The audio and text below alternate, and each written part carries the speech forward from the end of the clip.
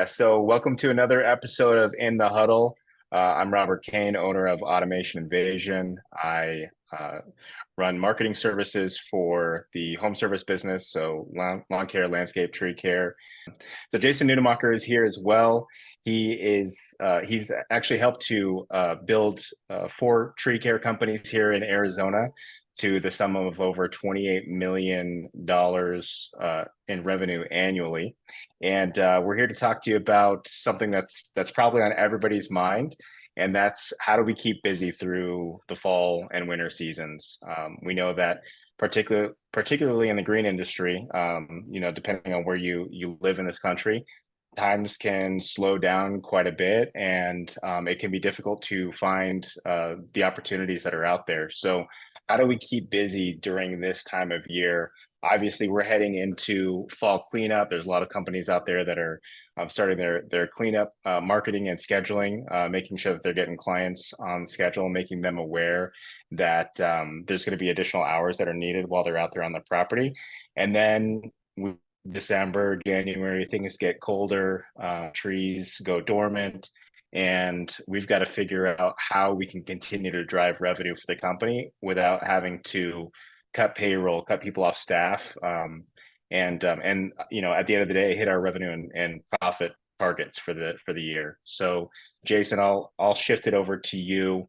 Obviously, with years and years of experience within the arbor care industry, and the fact that we live in Arizona, that's been helpful because we consider fall really that second spring in Arizona. And so maybe you could talk through some of your experiences and sort of what you do with your companies to stay busy. Yeah, and in addition, I have some clients that I work with out on the East Coast, in Ohio, Pennsylvania, uh, Maryland, some in Texas, lawn care as well as tree care. So I think the first thing that comes to mind is just taking advantage of the season that you have left. And so there's a few things that I think of, as you're trying to make that final push before things start slowing down is one is in this you know better than anybody, just optimizing your marketing, right? Making sure that your marketing is working for you. And so when you look at companies, Rob, I'm going to defer this back to you, at ways to optimize their marketing, what are you looking for? What are you suggesting? What things can they do to really take advantage of having a good return on that? Yeah, so one big thing that I'm looking at, especially with customers that have historical data, so keeping clean data in their databases, in their marketing platforms. Obviously, like there's a huge uptick of leads that we're getting during certain periods of the year, right? So we're talking March, April, May, and seeing the organic traffic that we're getting to those businesses. So making sure that we're taking that holistic view of the budget and not just throwing dollars down the drain during those months with leads that we could potentially waste, and hopefully redirect that budget towards those slower months to where we want to be on the top of that Google search, right? So if we're doing marketing correctly, we're not just keeping that consistent budget month after month, hoping to get a certain number of leads. We're creating that target number of leads based off of that annual projection and historic data analysis to ensure that we're budgeting smart throughout the year, and really driving the increase towards those months where we usually see that downturn. Yeah, and I think for us, when we look at marketing and some of the things that you've helped us with and that we really work internally on is the first thing is just numbers. Like I'm working with a company right now that the first thing I identified was they don't have their data. Their systems aren't giving them the information that they need so they can track that information. And one of those being marketing. And I'm a guy that, like, if I'm in the dark about that stuff, like I'm panicking. I don't know what's working, what's not working. And I just don't like it. So I think for me is like, hey, do your systems, do they talk together? You have them in a way that you can easily and accurately get the data you need to know that, hey, this source we should do, we should pay more money because it's the return it's given us. This one, let's look at the messaging, make sure that's right. And if it is, and it's just not producing, then let's cut that money out and put it towards something that does work. But without having systems that give you that information, and I will tell you, I worked with a lot of companies that have different softwares. I've looked at a lot of different softwares and different solutions, and so there is no perfect one solution. You do unfortunately have to use a couple, two or three different systems to get that information, but if put together correctly, and that's where we've got a lot of help from you both with our companies and with some of the companies that I'm working with on a regular basis, just you helping to put those systems together, having them talk to each other, creating solutions that don't exist in the marketplace to get that data. And so for me, that's the first thing is like, I need to know the numbers. Where am I at?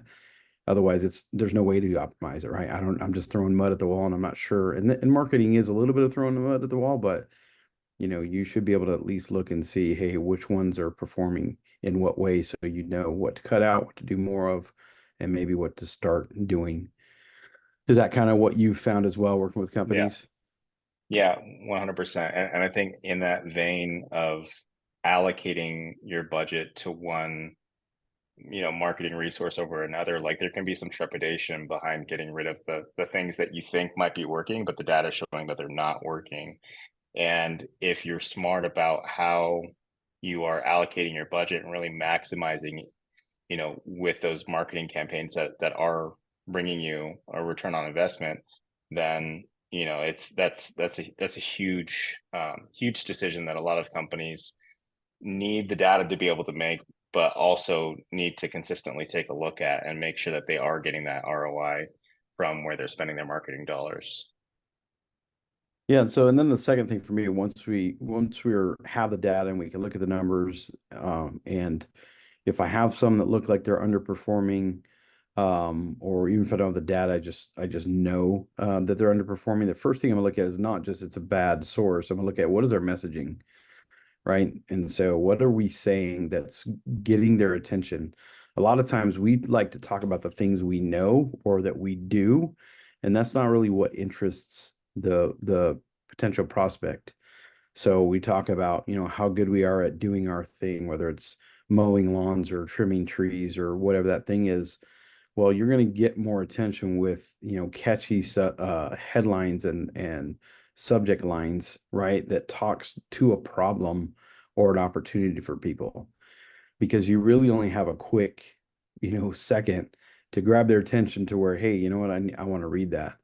And so making sure that one, you have that catchy attention grabber to get them. And then in your messaging, like it should be more, to me, more story like of, hey, these are the type of, issues that we're seeing that we want to help people with, right? So for instance, like just talking about, hey, we understand that homeowners, or you're a busy professional a lot of times and you have a chaotic, hectic day. The last thing you want to do is come home to a chaotic and hectic yard, right? And so Mhm. we help, Yep.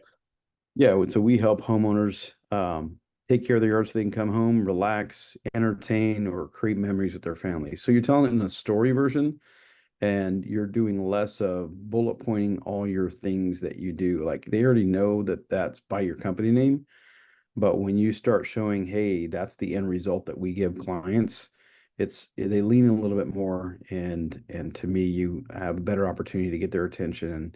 And then in there, you need to have a call to action, right? Have a quick call to action of, hey, what do you want them to do now? So you said that the result you want to give them, but what do you want them to do?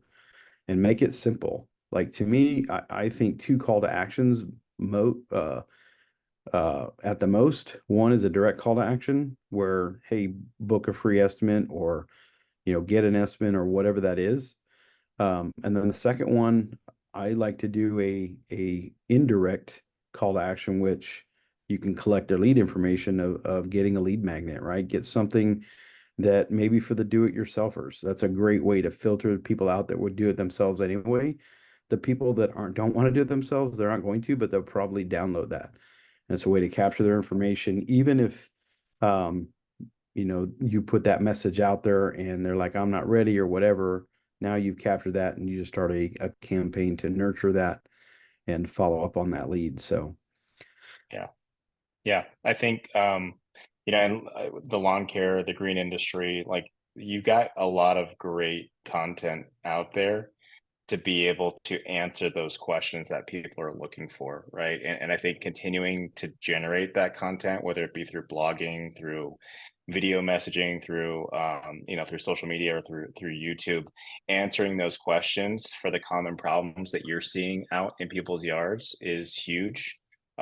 Because the more you can start to put that content out there, especially during times where it's seasonal, it's poignant, right? Like having that content on your site, on your social media is going to be really helpful because people are looking for those answers to their problems. So having somebody on your side that understands the industry is huge because business owners just don't have the time to think about this. They don't have the time to do this. But make sure that if you are working with a marketing company, or if there is somebody creating content for you, that they're thinking about that and thinking about answering those questions to the common problems that you're seeing out there.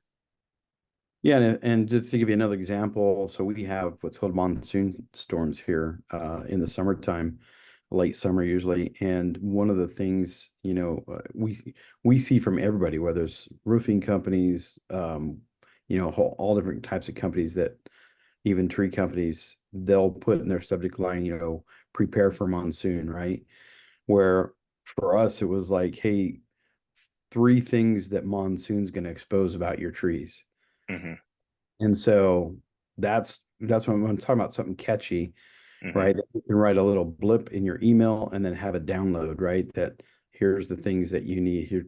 Or you could write the three and then in the email you could say, hey, that was a list of three. That was three out of a list of actually 10. If you want the full 10, you can download this full 10, right? And so those are the things that I'm talking about where you just get a little more catchy, different than what other people are saying. And people actually like to avoid things more than they like to solve, not solve Hmm. things, get things.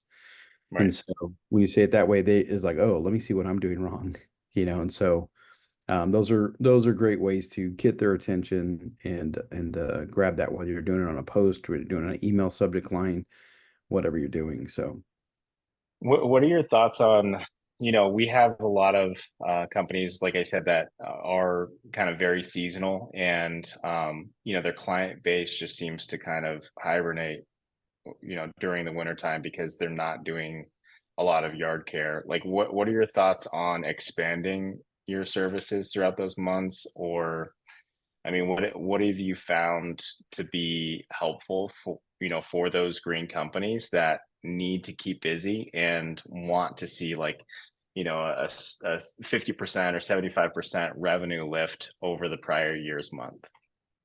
yeah, and there's a lot that goes into that to answer that question, but I'm a proponent of finding new products that you can sell to your current customer base. And that's all year long, but definitely seasonally if you have that slow down period. Or if you can put seasonal things, we've seen people do lighting, holiday lighting, right? We've seen people that do snow removal.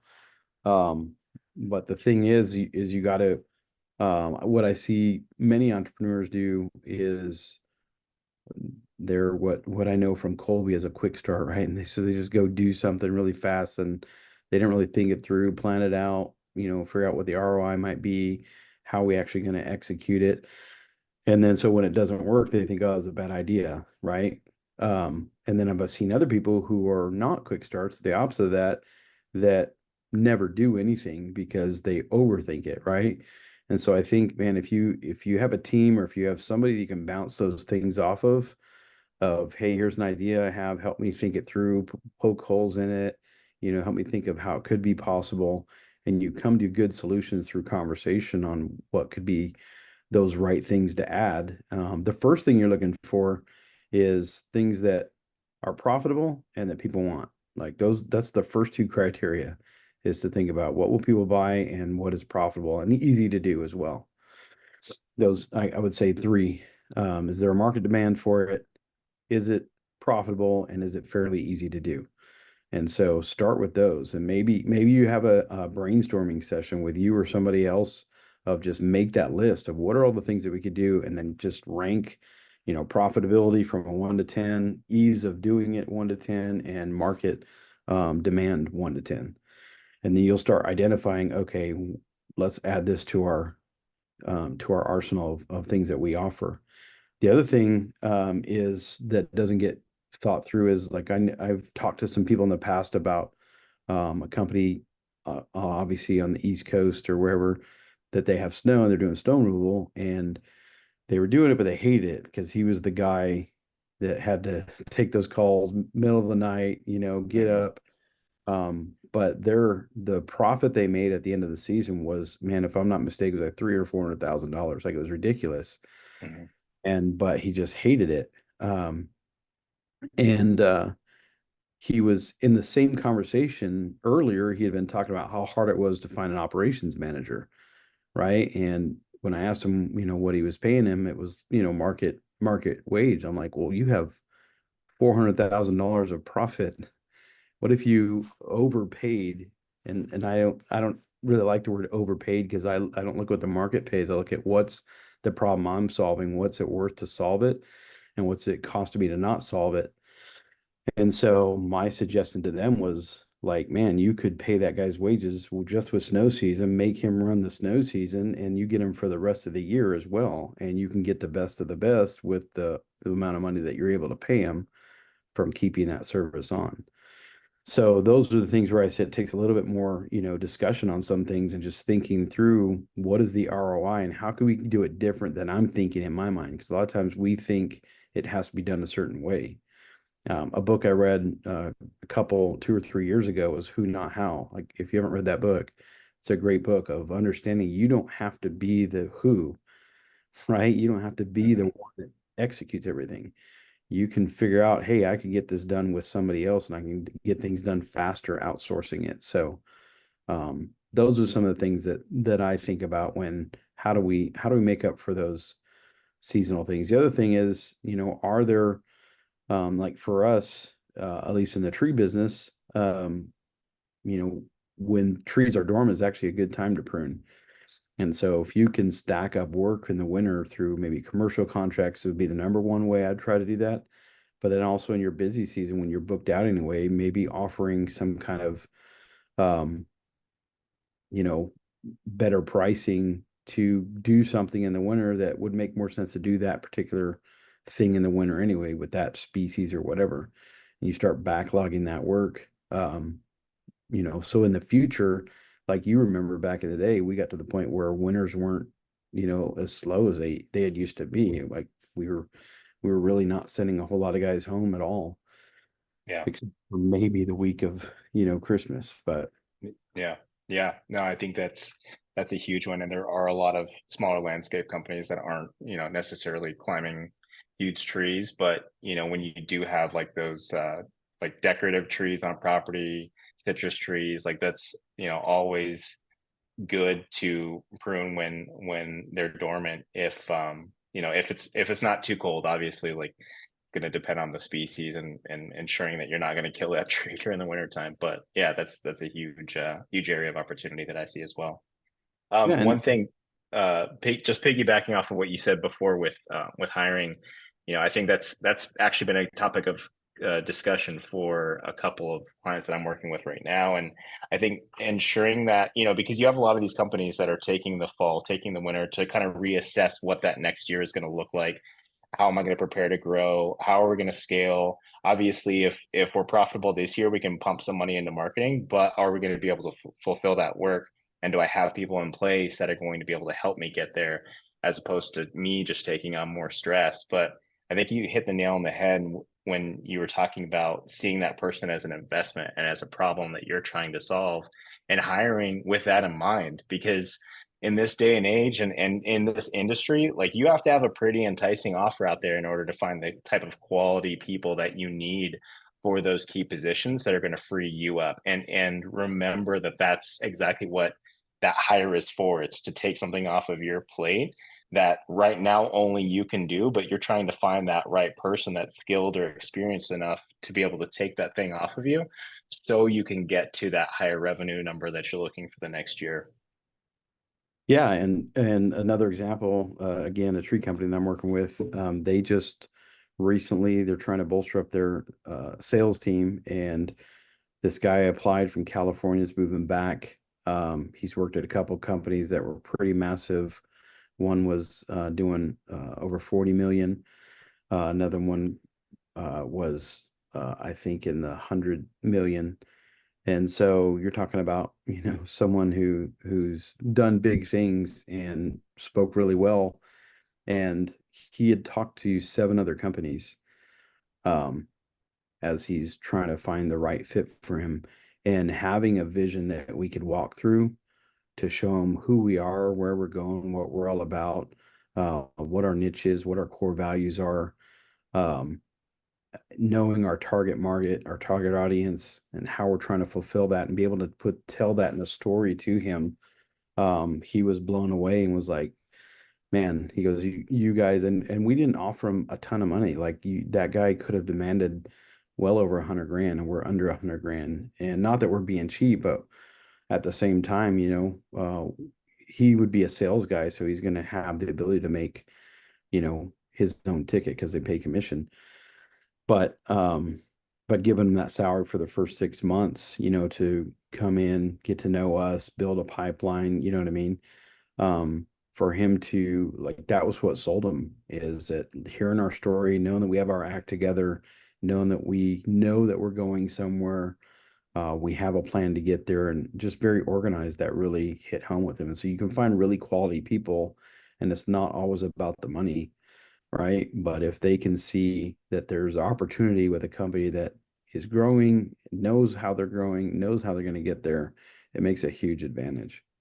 Yeah, yeah, awesome.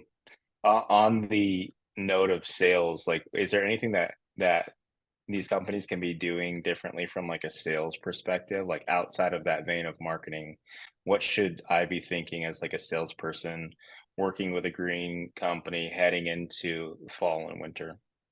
Yeah, I think so kind of transitioning, the first thing is transitioning, whether this is marketing or sales, is what I'm finding is it's hard to believe that there's a lot of people that don't call their database. They actually don't pick up the phone, call their database, and look for business from people if they've done business in the past with, they're currently doing business with, that they can add on services to, or um, people that they've never done business with. Like there's an opportunity in your list that you're just not working. And so the first place I'm going to start is those are semi, they're better than cold. They're maybe not warm, but they're better than cold. And so you don't know why they told you no in the past. You don't know why they only bought the one thing from you. Maybe it was hey, I want to see who you are first because I've had pain from previous companies, but now, you've done a good job there with you, and they forgot that you offered these other things. And so that's the first place that I would start. And then as your leads come in, like you cannot get lazy with leads. Like you need to have speed to lead. Like you should be within 5 minutes, those leads should be responded to. The person that gets to them the most has the highest chance of closing that deal. And so speed to lead. And then also like you got to understand that people that reached out to you because they needed something, and we're talking about inbound now, inbound leads, not you doing outbound, but um, those people knew they had a problem. They identified that you probably have the solution. They said they were interested, and they're busy people. And so we make 1 or 2 attempts and we think, oh, they must have found somebody else, or, they're not interested, or whatever that case may be, but that's not what happens. Like I know for myself, I had a situation with my youngest daughter. She's 2 years old, was upstairs, and she turned on our bathtub and pulled the faucet out from the bathtub. So it was sitting over flooding the floor. And so about 2.5 hours later, we see some water coming through the fire, what is that called? Smoke detector. And Hmm. we're like, what's going on? And so when that happened, I called a contractor, left a message to get something scheduled, and they kept calling me. Fortunately, they did keep calling me. But every time I saw it, I was too busy. I was in the middle of something. I couldn't take the call, but I still needed to get it done. And If they didn't keep calling, I wouldn't have remembered who I reached out to, and I would have had to start that process over, might have found a different company. And so you gotta understand that's what's really going on. And the fact that when people don't pick up, that's a good sign, not a bad sign. That means they're Right. still in, right? I think you probably said this on a call before, but um, when they, because think about it, if they've already got it done, if they know it's a quick call, I can quickly tell you to get out of my life, right? Hey, I already Yeah. got that hand up, here's the follow up, right? And so that's when they're gonna pick up, or they're gonna pick up when they have time and said, hey, you know what? I still need to deal with that. Thanks for reaching out. I appreciate you following up. And it's our job to follow up, not theirs. They're busy people that have something that's interrupted in their life that they need to take care of, but it's not the thing that they do every day. So I think so one, speed the lead. Number two, exhaust the lead. Yeah. Like I've told our people, hey, I know you guys are nervous about that. You think you're going to bother people. I want you, that's going to be the measure. When you get people that start saying, hey, quit calling me, you call too much, I'm good with that. We'll dial it back a little bit, but I have not heard that yet. When I start hearing, then I'll start measuring that if we're calling too much, but I have not heard that from clients. So I think we get something in our head that we think it's that way, but it's not. Yeah. Yeah. Absolutely. So I think we're getting pretty close to time. If there's anything that you want to add to wrap it up, feel free to do that. But the one thing that I wanted to say is, for the companies that are considering taking a look at what the winter looks like, what next year looks like, reach out to info@disruptorgroup.com.